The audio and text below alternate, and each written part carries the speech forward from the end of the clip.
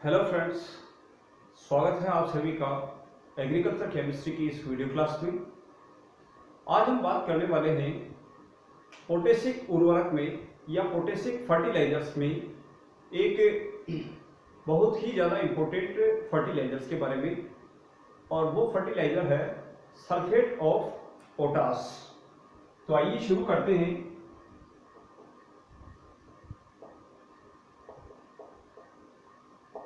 Sulphate of potash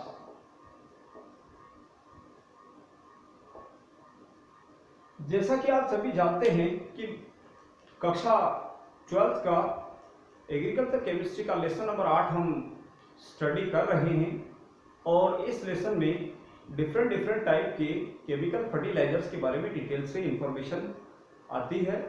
और उसी series में आज हम सल्फेट ऑफ पोटाश के बारे में डिटेल से डिस्कस कर रहे हैं कि सल्फेट ऑफ पोटाश क्या होता है, और सल्फेट ऑफ पोटाश के बारे में डिटेल से डिस्कस करने वाले हैं। तो सबसे पहले केमिकल फॉर्मूला की अगर हम बात करें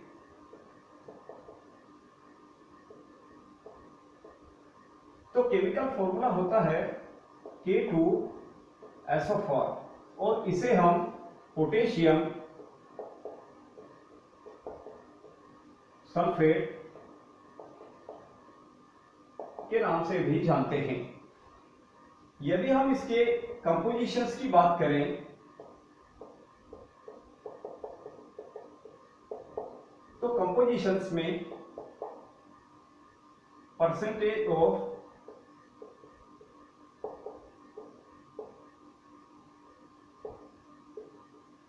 humidity,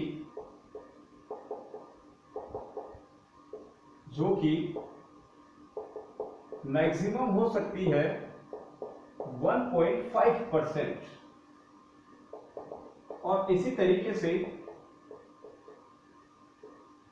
total amount of potash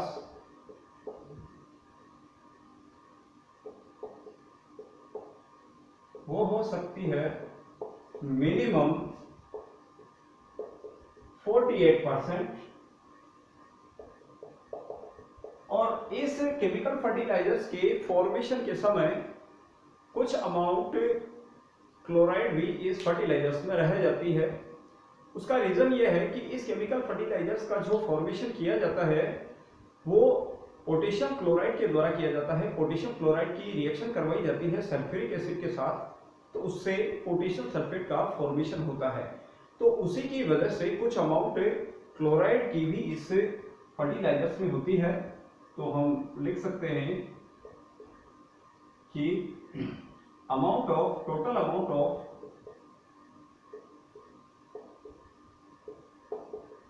chloride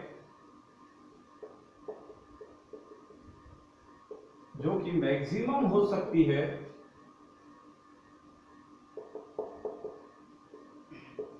2.5%, और थोड़ी बहुत मात्रा में इस केमिकल फर्टिलाइजर्स में सोडियम होता है।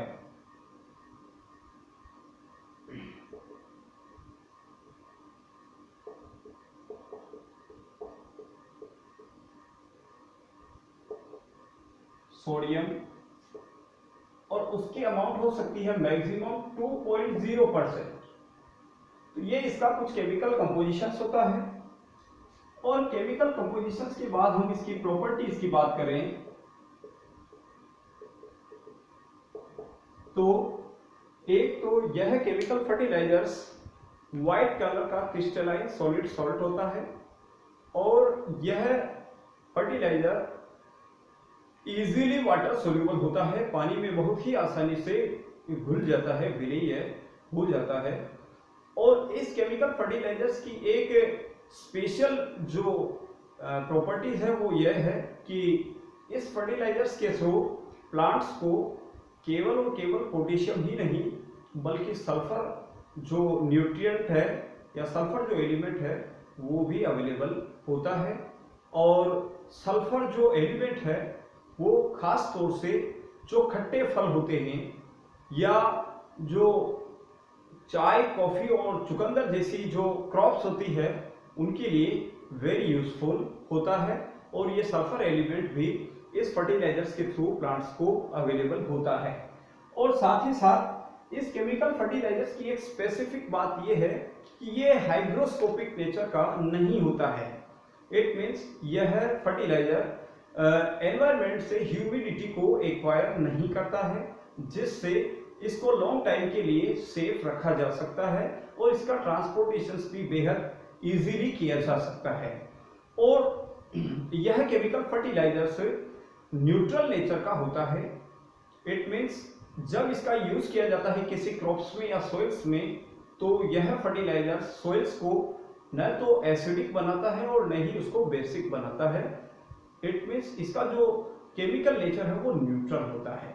और यह केमिकल फर्टिलाइजर्स कॉस्टली फर्टिलाइजर्स होता है, बहुत ही महंगा फर्टिलाइजर्स माना जाता है। और जब इस केमिकल फर्टिलाइजर्स का यूज किया जाता है किसी क्रॉप्स में, तो ये किस तरीके से केमिकल रिएक्शंस शो करता है उसको हम देख सकते हैं।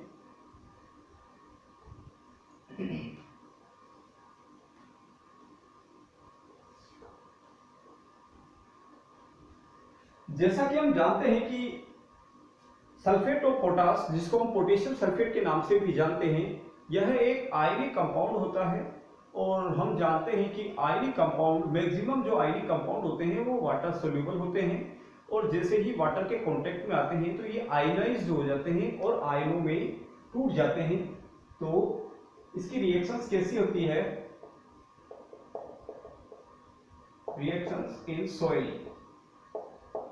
तो जैसे ही इस फर्टिलाइजर्स का यूज किया जाता है तो ये वाटर के कांटेक्ट में आकर पोटेशियम आयन और सल्फेट आयन, इसको हम बोलते हैं पोटेशियम आयन और इसको कहते हैं सल्फेट आयन।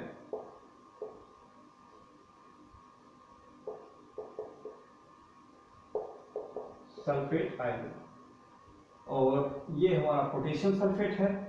तो इस रिएक्शन से पता चलता है कि पोटेशियम आयन सॉइल वाटर में आता है और सॉइल पार्टिकल्स, जिसको हम कोलोइडल पार्टिकल्स बोलते हैं, उनके सरफेस पर एडजॉर्ब हो जाता है, इकट्ठा हो जाता है और इजीली प्लांट्स की रूट तक पहुंचकर प्लांट्स को अवेलेबल होता है। और जैसा कि अभी मैंने आपको बताया कि यह फर्टिलाइजर्स न्यूट्रल नेचर का होता है। इसका मतलब है कि इस फर्टिलाइजर्स का यूज हम किसी भी टाइप की सॉइल्स में कर सकते हैं। खास तौर से जो लाइम स्टोन्स की जो सॉइल्स होती है, चूना पत्थर की जो सॉइल्स होती है, उसके लिए ये फर्टिलाइजर्स बहुत ही ज़्यादा यूजफुल होता है। तो इस तरीके से इसकी केमिकल रिएक्शंस होती है सॉइल्स के अंदर। और रिएक्शंस के बाद इसके इफेक्ट्स वगैरह हम देखें तो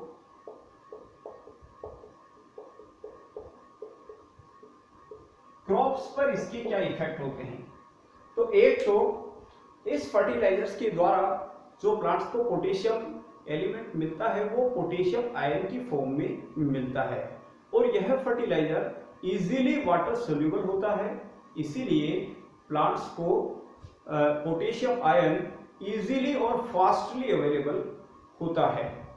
और इस केमिकल फर्टिलाइजर्स के थ्रू सल्फर एलिमेंट भी प्लांट्स को मिलता है, और जो सल्फर की परसेंटेज है वो 23 से 48% तक हो सकती है। और यह सल्फर एलिमेंट जो रस वाले फ्रूट्स होते हैं, रस वाले जो फल होते हैं, उनमें जो जूस की जो अमाउंट है उसको बढ़ाता है, रस की मात्रा को बढ़ाता है। चाय, कॉफी, चुकंदर और आलू जैसी जो क्रॉप्स है उनके लिए स्पेशली यूजफुल होता है, और उनके जो फ्रूट्स होते हैं उनकी साइज में भी ये इंक्रीजमेंट करता है, वृद्धि करता है। और इस केमिकल फर्टिलाइजर्स का यूज स्टैंडिंग क्रॉप्स में नहीं किया जाना चाहिए, ये यूजफुल नहीं होता है। इस फर्टिलाइजर्स का यूज सीड्स के साथ क्रॉप्स को बोते समय करना चाहिए, और उसी रूप में ये यूजफुल होता है। तो फिलहाल इस वीडियो लेक्चर में सल्फेट ऑफ पोटास में हमने देखा है कि उसका केमिकल कंपोजिशन कैसा होता है और सॉइल्स के अंदर रिएक्शंस कैसी होती है। तो इस तरीके से एक एक करते हुए हमने केमिकल फर्टिलाइजर्स के बारे में डिटेल से डिस्कस किया है, और इसी टाइप से नेक्स्ट टॉपिक हम फिर किसी नेक्स्ट वीडियो लेक्चर में डिस्कस करेंगे। तो फिलहाल के लिए बस इतना ही। Thank you.